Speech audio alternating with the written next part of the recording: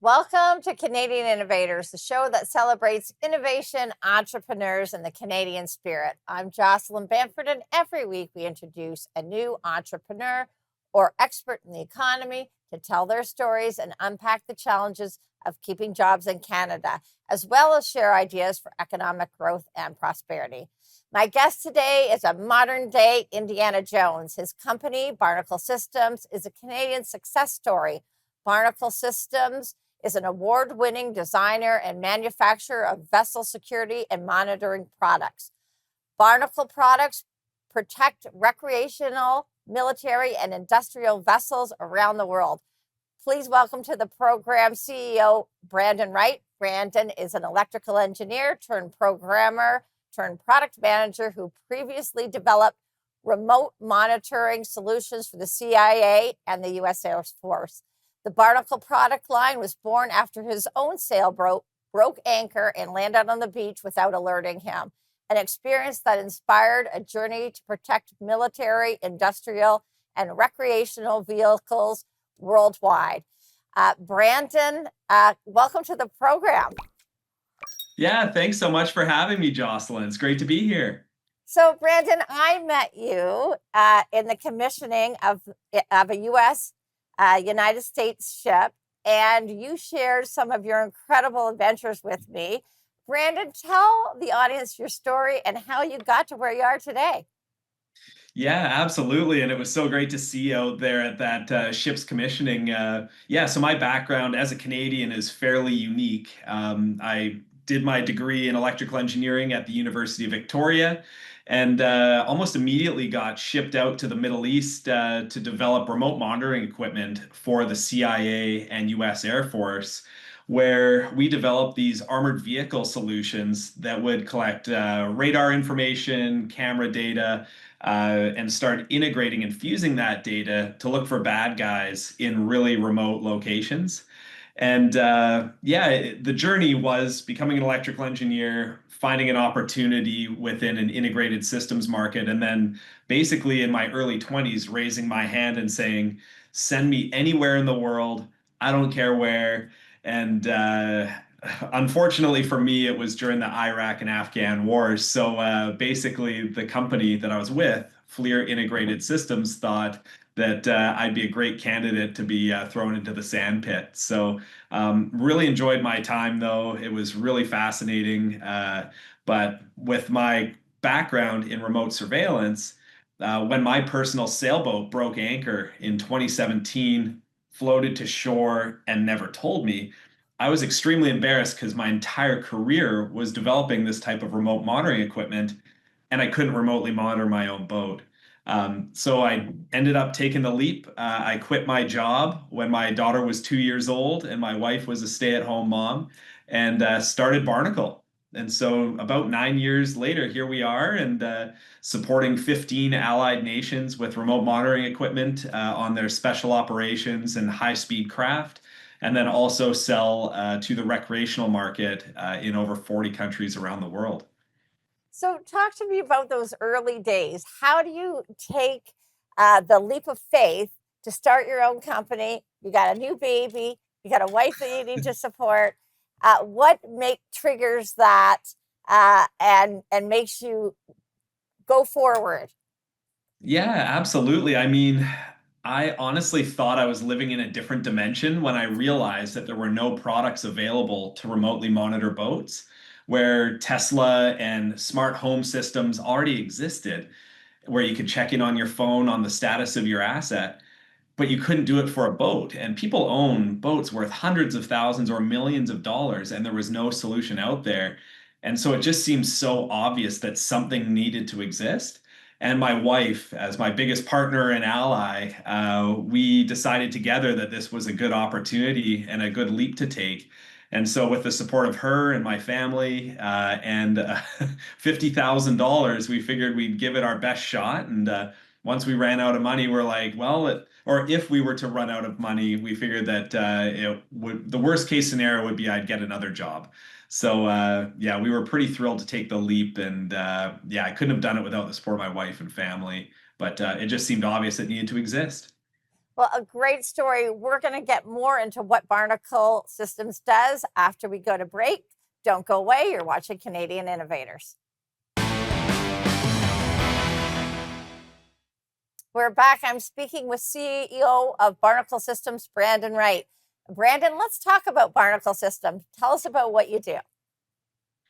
Yeah, at Barnacle Systems, we've essentially built an ecosystem for providing real-time monitoring and maintenance for vessels. So we've designed in-house the hardware and software that's used to provide real-time analysis of boats. For example, we're installed on all the new RCMP boats here in Canada, where our hardware is collecting all the video data, the equipment health data, such as their outboard engines, power systems, any electronics on board.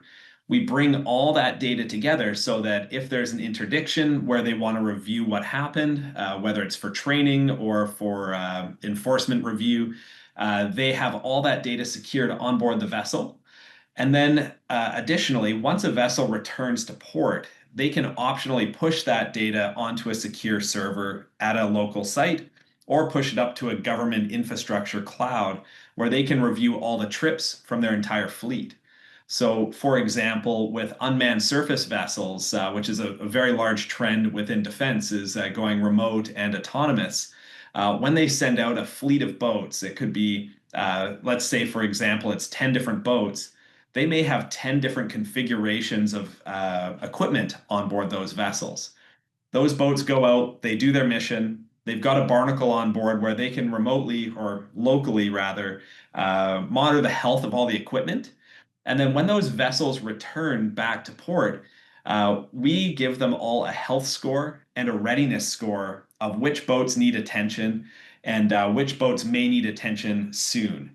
So when the boats come back, it makes it way easier for the maintainers and the operators to understand, okay, this boat's ready to go on its next mission right now. That boat we need to bring up into the maintenance facility. That boat is destroyed or whatever it may be. And with a lot of these boats, they may look the same, but the guts of the boats are very different.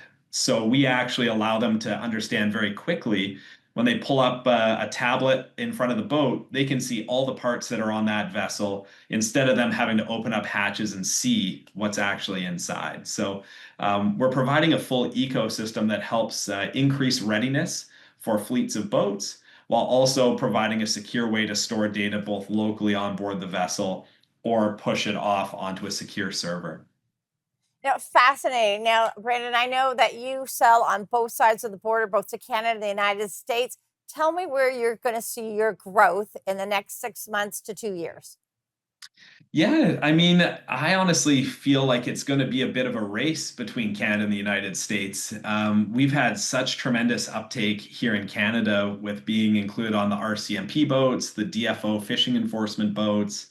We're installed on Canadian Special Forces boats, Department of National Defense vessels. So, I mean, there's great opportunity there, but it obviously goes without saying that the United States Department of Defense is much bigger than Canada's Department of National Defense. So, for us, we're obviously trying to grow as much as we can internationally and allow us to bring back as much money into Canada to support Canadian innovation and hire more fascinating and incredible engineers here in Canada. Wonderful. Brandon, share with us what the most difficult part in setting up a startup. Yeah, I mean, I feel like for me at least, I have a bit of a light switch where I can turn off a lot of emotion, for better or for worse. So I'd say, from what I've learned, the hardest part is just taking that initial leap. And for Barnacle, we bootstrapped the company for the first 7.5 years. And what I've learned is that some entrepreneurs choose to try and raise venture capital, raise funding as their primary objective. But the biggest challenge is finding customers. And so what we really focused on was funding ourselves through revenue from actual customers. And that was really beneficial in the early days because that allowed us to have direct contact with the people that would be using our product. Obviously, that was in the recreational boating market, get direct feedback. And it actually took us 18 iterations of our hardware before we found product market fit, where all of a sudden the sales started coming in organically as opposed to me going out directly. So, yeah, to answer your question, I think the hardest part was both deciding to take the leap, where I had that light switch where I could manage the emotions of doing that, but then also just deciding inherently to go after customers and not try and raise any capital. Great advice. We need to go to break. More with Barnacle Systems CEO Brandon Wright when Canadian Innovators continues.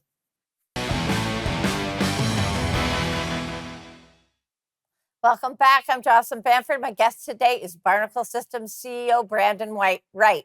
Brandon, tell us what keeps an entrepreneur like you up at night? Yeah, I mean, there's plenty of things that keep me up at night. I would say uncertainty is probably the biggest thing that keeps me up at night. Um, Really, the uncertainty within government, waiting for government to make decisions is always very challenging. We've had multiple times over the past 9 years where someone's made a decision and then last minute they've either had their funding pulled or something's changed or they've gotten a new role. So I've just learned that nothing's certain within a government contract until it's actually signed. We've never gotten ourselves into any bad positions as a result of it, but it's really forced us to remember that we need to be a dual use company and ensure that we have reliable revenue coming in outside of government contracts in order to stay alive while waiting for one of those government contracts to come through. So, yeah, I'd say being kept up at night, wondering if I'm going to receive an email from a government official saying, hey, something's changed, we can't proceed. So, Brandon, tell us about being a Canadian company and breaking into the US market. What was the biggest challenge for you? Yeah, I'd say the biggest challenge for breaking into the US market for us was building confidence with the folks down south. And so for us, having evidence that we were successful in Canada, that we're not just a tiny startup, just figuring things out in a garage, when we're crossing the border, whether it's in the United States or any country for that matter, it's really important to build confidence with those individuals that they're not going to be the ones being experimented on and that we've been able to prove ourselves in our own home country. So, Brandon, it seems like on both sides of the border, and Canada and the US, there's a real push to onshore supply chains. Do you see this as a benefit to Barnacle? Yeah, I mean, funny enough, early in the days of Barnacle, we made the conscious decision that we wanted to manufacture in Canada and in North America. And so we actually have a 96% Canadian content value with our product. The hardware, of course, is the 96%, and then our software is 100% Canadian content since it's all designed and developed here in Canada. But to support the United States, we obviously have ways that we can have all the data live in the United States and meet all their cyber requirements, certifications, all of that. But for us, we've always made the conscious decision to onshore everything that we were doing. So, talk about setting up production in Canada. What were the challenges of that?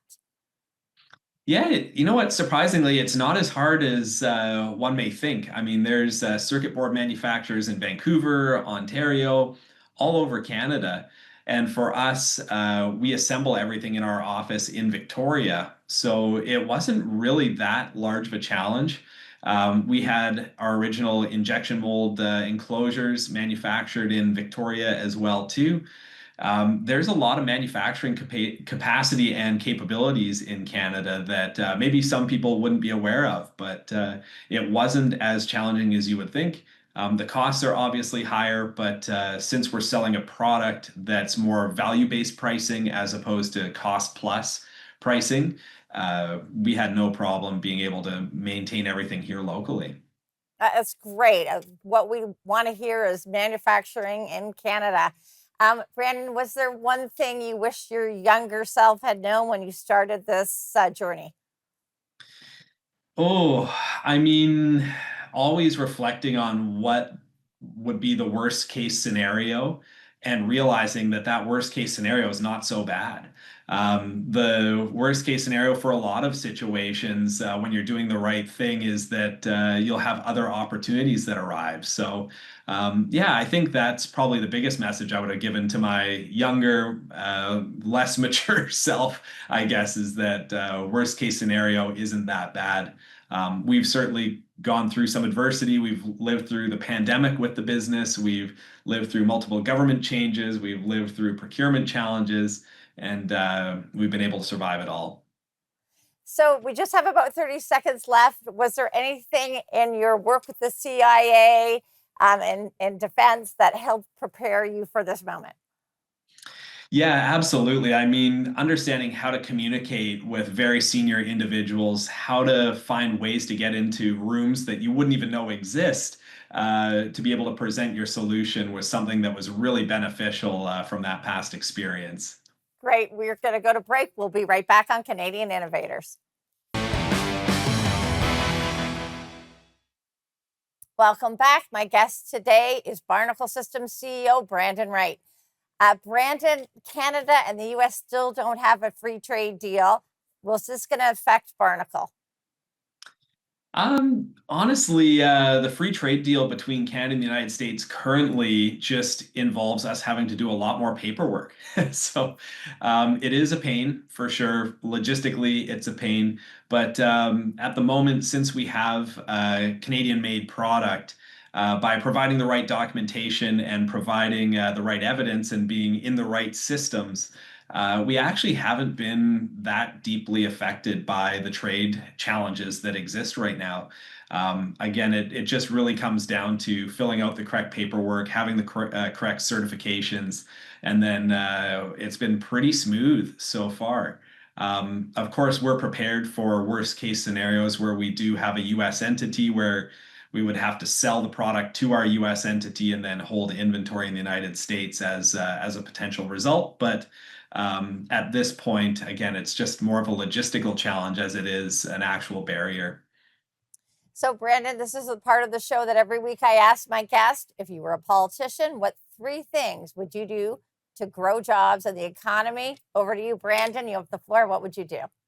Oh my gosh. Yeah. So if I were a politician, I would certainly provide more pathways once a product has been validated to be able to acquire it within the Canadian government. That's for sure. I think that there's a great ecosystem for early stage startups, but once the company has validated and proven products, I think finding ways to make it easier to procure it at scale would be a really big benefit to Canada, which would enhance the number of jobs that can be created as a result of that. And I think for Canada, becoming the best customer for these scale ups would be really important as well too. So maybe that's one big one, or maybe it's two individual ones, but allowing Canada to be that really strong tester of the products and producing these really strong reports on how it performed so that we can then focus on exports afterwards. I've been very fortunate to have Barnacle participate in the Innovative Solutions Canada testing stream, the Ideas program through Department of Research and Development Canada or Defense Research and Development Canada. And those have been like absolutely the most valuable thing that we could have participated in as a Canadian company.